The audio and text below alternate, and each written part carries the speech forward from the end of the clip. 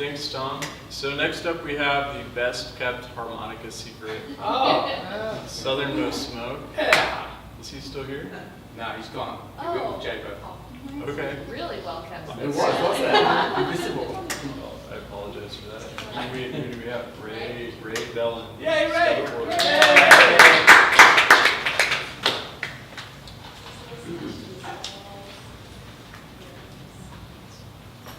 Oh, and if anybody else wants to sign up, please come to me and Laura up here in the front. I noticed that people came in. Happy July 7th, everybody. Yeah. We get way too excited about the 4th. Forget all the other days of July. Yeah. I wanted to say thanks again to the VSA for the wonderful opportunity that they gave me over the weekend, last weekend. The Texas Writers League and the Editors Convention, whatever it's called, was a fantastic opportunity for me. I got to go and spend a couple of nights at the Hyatt. What? A couple of nights at the Hyatt with my dogs. They let me have my dogs at the Hyatt, so that was great. It only took me 5 minutes to get them into the elevators every time I wanted to go someplace, because they have those glass ones, you know, where you can look out. People felt sorry for me. So, but anyway, it was great. And the whole purpose of this really is everybody is there. There's a few hundred people. They're all there just for this 10-minute interview that they get with an agent. So when it came up for my time from 11:50 to 12, you know, I had to go all the way up to the 17th floor. And there, you walk into this hallway and there's all these people just sitting in chairs, and everybody's got an assistant.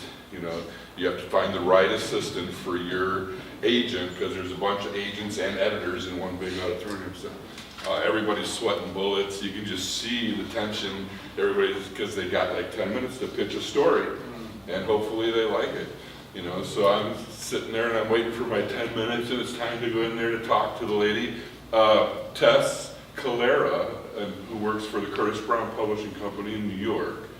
So she's sitting there, and I walk up to her, and it takes me like 3 minutes just to even start talking. The first thing I tell her was, this is going to be hard for me, because I don't talk well. I can read, you know, really well, but I don't talk. So it took me like 4 minutes just to get 2 sentences out. And anyway, I started explaining my story to her, and she cut me off about, and the 6 minutes into it, and she said, "Holy, I am really intrigued with this story. Wow. Send me 50 pages. Send me a query letter and 50 pages." So that's an opportunity that a lot of people don't get. That's what everybody is clamoring for, is for some agent to say, "Send me 50 pages." So. And this is all from the VSA. I mean, all ultimately through the VSA, which gave me the sponsorship, which put me there. I had never really even heard of the Texas Writers League. I imagined every state had a Writers League. I didn't know. The Texas Writers League's pretty big, and this was the 25th annual one. It was a really big convention. And I was in such a good mood after that, you can imagine. I really, don't remember much the rest of the weekend. I didn't even go to the convention that afternoon. I took my dogs and run a canoe, and we went down the river for a while. I mean, I didn't want to go listen to people talk about how to make the beginning of your story better. They had all these interesting speakers. I don't mean to belittle it. I was just in no mood to listen to anything. But it was a great time, and we had dinners, and we had a nice little luncheon, and there was raffles, and a fun time was had by all. So thanks again to the VSA. Yeah.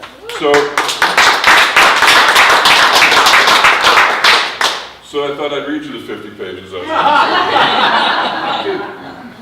But no, actually I will give you a few pages. This is the story that I'm going to send her. And I've rewritten the beginning many times, and this is its current form, and no telling, it could be, rewritten again. All depends on whether you guys clap at the end of it. So here we go. This story is ultimately called My Babbling Heart, is the name of the story. This is the first chapter, titled Raymond.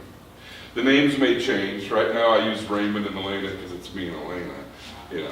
Raymond's probably not the best name for a story, but for right now, we'll go with it.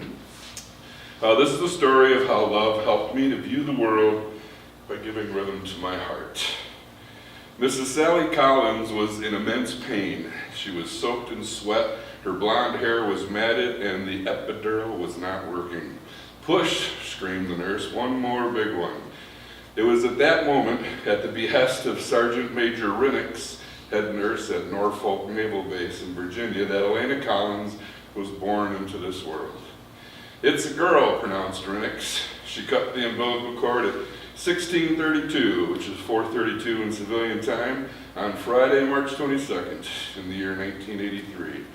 Rinnix then handed the newborn to another nurse who cleaned the infant up and delivered Elena to her waiting mother, all wrapped and healthy. They gazed at each other, one worn and one new, with love pouring into each other's eyes. I will love you forever, said mother to daughter. Elena blinked and smiled. Oh, she's got a magic about her, all right, exclaimed the other nurse. 5 states away, in Apple Valley, North Dakota, a female Dalmatian was fighting for her life in the veterinarian's office. She was malnourished and pregnant. Found in a box on the side of the road by a concerned motorist, she was rushed to the animal hospital. After trying for over an hour, the staff in the emergency room could not help the mother dog to regain consciousness, but they were able to save one of her pups. At 4:32 on Friday, March 22nd, in the year 1983, the lone Dalmatian survivor spit some fluid back at the vet and fought his way into our world. He was a male with solid black ears. As he grows, he will develop a wonderful color combination of white and black spots. The spots will be numerous and so large that one would not know if he was white with black spots or black with white spots. The motorist took the puppy home and named him Cyrano, after the famous 17th century poet and swordsman Cyrano de Bergerac. De Bergerac may have been a hopeless romantic, but the puppy Cyrano was a bundle of joy and a worthy companion for life. Though Elena and Cyrano were both born at the same time on the same day, it would be 14 years before the two of them would meet. Cyrano would be an old dog by then, on his way to an even older 17 years before he would close his eyes for good. Elena was a delightful girl, blonde like her mother, and full of life. It only took a short conversation to notice the magic that the nurse mentioned when she was born. When she was only 10 years old, her father enlisted in the Army and was killed later during Operation Desert Storm. Afterwards, she was withdrawn for a few years, but slowly grew out of it. Her magic returned at an equal pace. Her mother, Sally, was grateful for that and hoped that moving to this small town called Apple Valley, North Dakota, would help distance her from her sad years. It didn't take long for residents in town to notice her magic either. In fact, if this were a legendary tale of old, the likes of Venus and Aphrodite might come to mind. Everyone and everything seemed to respond to her presence. The neighborhood cat was the first to react. She was a pretty cat, the black and gray stripes on her feet and head turned into swirls behind her shoulders. Showing up almost immediately, she pawed at the sliding glass door that separated the kitchen from the backyard. Seeing Elena on the other side of the door, the cat meowed. It was a meow to make clear her frustration at the house sitting empty for so long. Elena opened the door and picked the cat up. It purred instantly. Elena will soon call the cat Billy and feed it daily. Next, it was Elena's turn to purr. About 3 days after she moved into her new neighborhood, and while walking down some of the streets getting to know the area, she met a boy. At least, she saw a boy. He was half a block away and up a small hill from where Elena was walking. Looking from sideways on, he appeared to be having a conversation with a woman. Probably his mother, Elena thought. She stopped across the street from the boy's house and feigned interest in the activities of one of his neighbors.